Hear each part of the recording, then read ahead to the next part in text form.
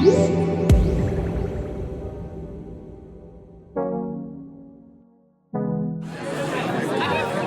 the iPhone XR. This is the sort of middle ground between an iPhone 8 and an 8 Plus, except now it's the cheapest version of iPhone you can get between the new announced iPhone XS and XS Max. So the R is distinguished by its LCD screen. It's a liquid retina, which is about 1728 by 1828 or something like that, lower than the resolution you'll find on the iPhone XS and the iPhone XS Max.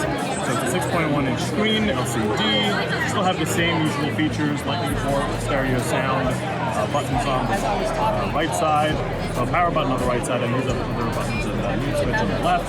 It is a single lens camera, which again is the other distinguishing feature here, so it's kind of like the iPhone 8, but what is unique is that this iPhone XR can actually still take portrait mode photos, which was something the iPhone 8, for example, wasn't able to do. So to take portrait mode photos, and it's a little hard to see here with a lot of people around, but you can see that blur happening around people's faces. And you can also see there's that portrait lighting effect that Apple released last year. So you can see that there's zero shutter light. It's 12 megapixel lens on the back, and Apple said that they actually use almost all of the same technology that's available in the iPhone XS as well. So you're getting a really high quality camera. There's that smart HDR feature that Apple announced as well. Smart HDR, for example, lets you take much more dynamic range photos. So you can take pictures of really bright backgrounds and dark foregrounds and have it all look really great. For example, let's look at some examples over here. This is an example of a portrait lighting. You can see this photo right here has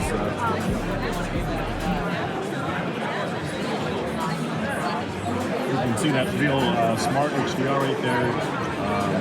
Popping in those great colors. These are portrait lighting shots. Over here you can see again that background is still capturing the sky.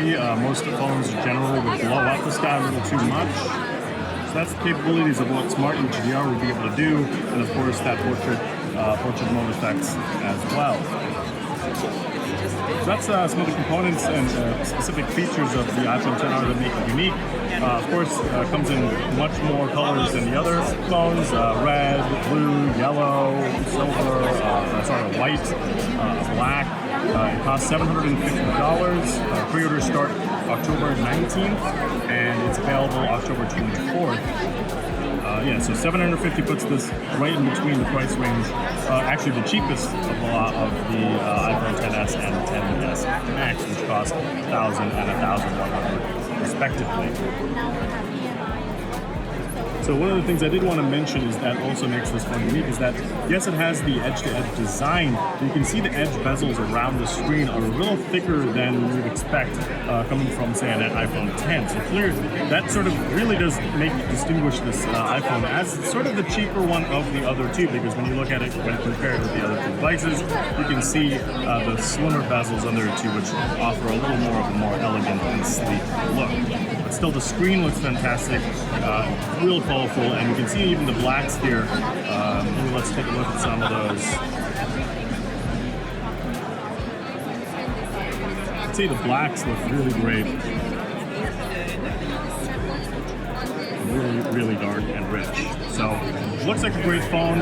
If you're looking in that $750 price range, you still have all those iPhone X features. For example, the new gestures with iOS, and of course the true depth camera at the top for Face ID. No home button, so you have Face ID. So again, that's the iPhone XR.